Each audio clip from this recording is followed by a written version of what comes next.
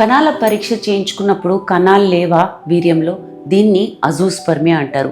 Azoospermia అంటే వీర్యం పరీక్ష చేయించుకున్నప్పుడు అసలు కణాలు లేవని రిపోర్ట్ ఇవ్వడం. కాకపోతే ఒక రిపోర్ట్ వచ్చిందని కంగారు పడకండి, దీన్ని 3 డేస్లో మళ్ళీ రిపీట్ చేయండి. ఇది కూడా అజూస్పర్మియా అని ఇస్తే మీకు అజూస్పర్మియా ఉన్నట్టు. అజూస్పర్మియా 2 రకాలుగా ఉండొచ్చండి, non obstructive, obstructive. Non obstructive అంటే ఎక్కడ అడ్డంకాలు లేవు, హార్మోనల్ ఇష్యూస్ ఉండొచ్చు, జెనెటిక్ ప్రాబ్లమ్స్ ఉండొచ్చు, వాటి వల్ల అసలు కణాలే ఉత్పత్తి కావట్లేదు. అబ్స్ట్రక్టివ్లో ఏంటంటే మొత్తం రీప్రొడక్టివ్ ట్రాక్లో ఎక్కడైనా డిస్టర్బెన్స్ ఉంది, ఒక చిన్న భాగం లేదు, బ్లాకేజ్ ఉందనుకోండి, అలాంటప్పుడు దాన్ని అబ్స్ట్రక్టివ్ అజూస్పర్మియా అంటారు. సో సింపుల్ కదా, అబ్స్ట్రక్టివ్ అజూస్పర్మియాలో టెస్టిస్ నుంచి కూడా కణాలు తీసి మీరు తండ్రి కావచ్చు. ఐవీఎఫ్ ద్వారా, ఇక్సీ ద్వారా ఒక చిన్న ప్రొసీజర్, దాని ద్వారా మీరు తండ్రి కావచ్చు.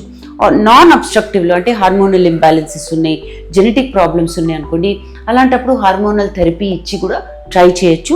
స్పర్మ్స్లో ఉత్పత్తి అవ్వడము, మెచ్యూరిటీ రావడము, కణాలు దొరికాయి అనుకోండి, టీసా చేసినప్పుడు టెస్టిస్ నుంచి సర్జికల్గా తీయగలిగారు అనుకోండి, అలాంటప్పుడు కూడా మీరు తండ్రి కావచ్చు. సో 2 విధాలుగా అబ్స్ట్రక్టివ్ అయినా నాన్ అబ్స్ట్రక్టివ్ అయినా హోప్ అనేది వదులుకోకండి.